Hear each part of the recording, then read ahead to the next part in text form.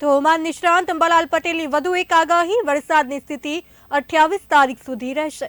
30 તારીખ સુધી વરસાદી ઝાપટા પડવાની સંભાવના છે। ઉત્તર ગુજરાતમાં રસ્તાઓ બંધ કરવાની સ્થિતિ ઊભી થાય તેવી શક્યતા રહેલી છે।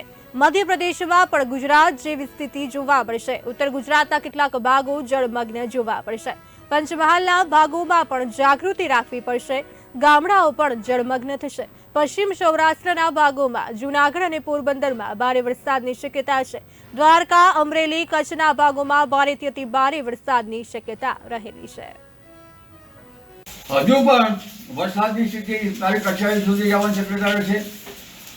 4-30 તારીખ સુધી પણ ઝાપટા પડશે, પરંતુ ઉત્તર ગુજરાતમાં જોવા જઈએ તો રોડ રસ્તાઓ બંધ કરવાની સ્થિતિ ઊભી થશે।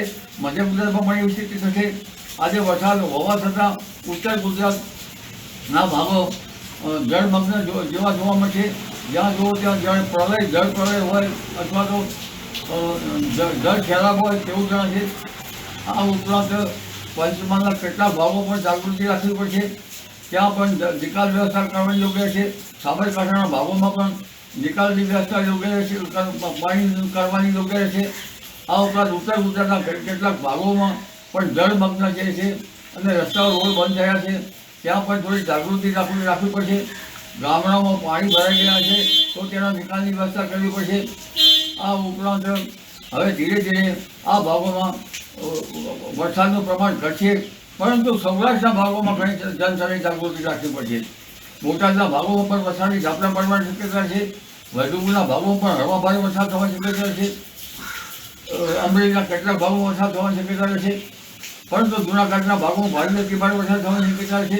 પશ્ચિમ સૌરાષ્ટ્રના ભાગોમાં ભારેથી અતિ ભારે વરસાદ થવાની શક્યતા છે। પોરબંદર દ્વારકાના ભાગમાં ભારેથી અતિ ભારે વરસાદ થવાની શક્યતા છે।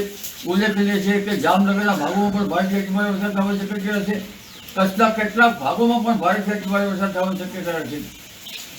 દક્ષિણ ગુજરાતના ભાગોમાં વરસાદની સ્થિતિ વધુ રહેશે, એટલે જનધને હજુ આ ઉત્તર ગુજરાત ભાગોમાં આજનો દિવસ લગભગ કાળજી લેવી પડશે એ છે।